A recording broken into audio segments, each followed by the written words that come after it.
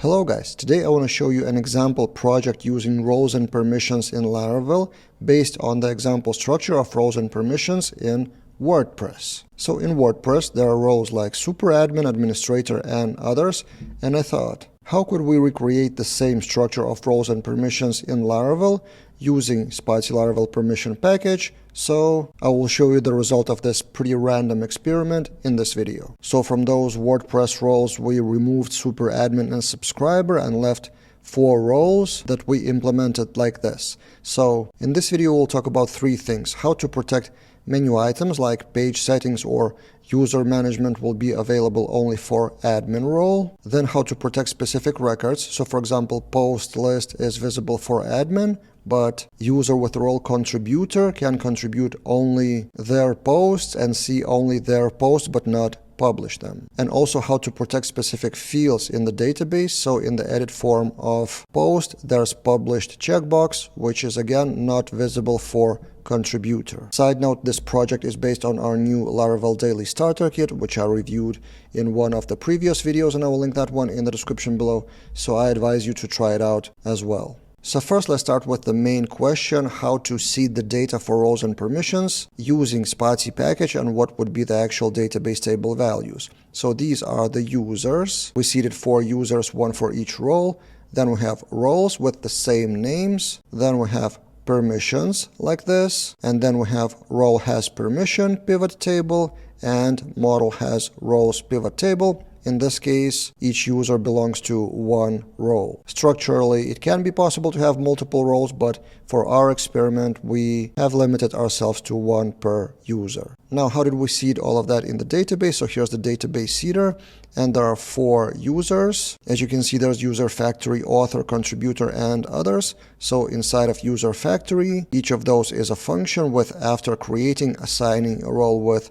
Spatie permission package function. Then inside of that role seeder, probably a better name would be role and permission seeder. We have permissions divided like this. So first, view, create, update, and delete are typical permissions for any CRUD or resource. So view corresponds to index and show methods in the resource controller. And then there are other permissions. Now publish and edit others are kind of non-standard permissions, and I will show you those in action in a moment. But for now, we seed all those permissions, create them with permission model from, again, the package, and then this is how we divided the roles. So what admin can do, just list of permissions, what editor, author, and contributor can do, and we create the roles with sync permissions, again, from the package. So this is the seeder. Roles and permissions are in the database. Now, how do we use them in the controllers, views, and elsewhere? First, to protect those menu items on the left, in the sidebar blade, we have can. So can view post class or can view setting class,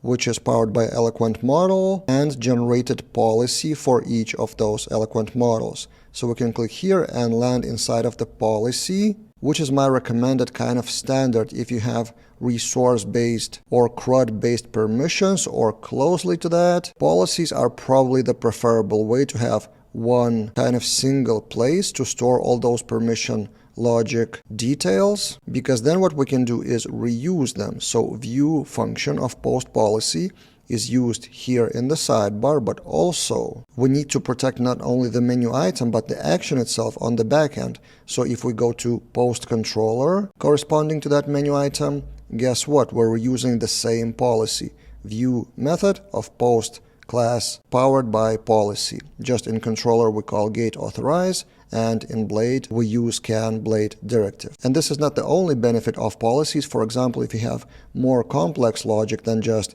have permissions, so for example for post policy view, it's simple, kind of yes or no question, we just call the function from Spatie package. But for example, for update or delete, we need to also check the author of that post, whether it can be deleted by the logged in user. And this is where post edit others is the permission name, which is non-standard, non-resource permission name.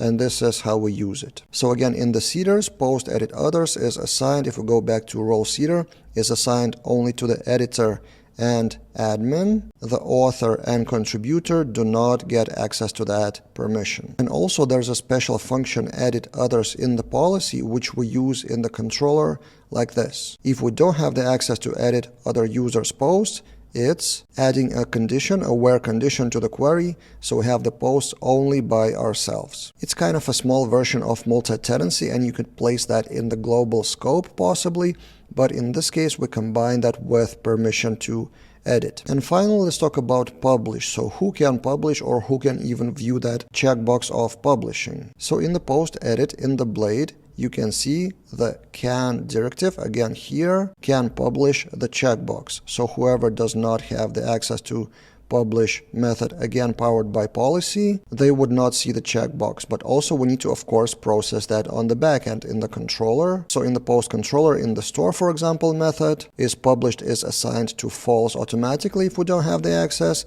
And in the update, if we don't have the access, then published stays the same, whatever the value was in the database. Also, two more things we added here in this project is showing the role here on the top right.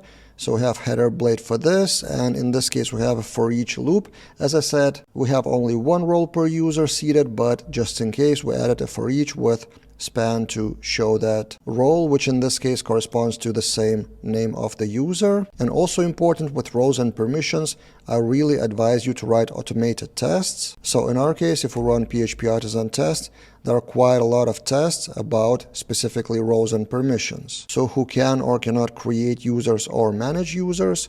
Also CRUD actions test for posts with different roles and different parameters, and also page settings test, which is available only for administrator in this case. So for example, if we go to CRUD actions test in the test feature post, this is how it looks. Nothing really fancy, and we're using pest here with data sets. This is interesting use case. So we try to get the same route with different roles, different users, and assert that the result is the same, status 200. Similarly here, can edit all posts with those two roles, but then later we have the negative test, like for example, contributor cannot publish posts, and we assert for redirect and assert that the database value is published is false. Another test is can't edit other users' post with the roles of author and contributor. And here's where those factory methods pay off, because they are reusable in the seeds, in the tests multiple times. So yeah, this is the project, and I will put it public on GitHub for free without any membership in this case, as kind of an example, because I'm in the process of reshooting in video this course, roles and permissions in Laravel. In general, I go and reshoot older text-based courses in video, so this is the next on my list. And if you have any questions about roles and permissions, or if you have any examples of what other use case, maybe more complex use case than WordPress, we would build inside the course, maybe as a new chapter and partially free on YouTube, share your ideas and the questions in the comments below. That's it for this time, and see you guys in other videos.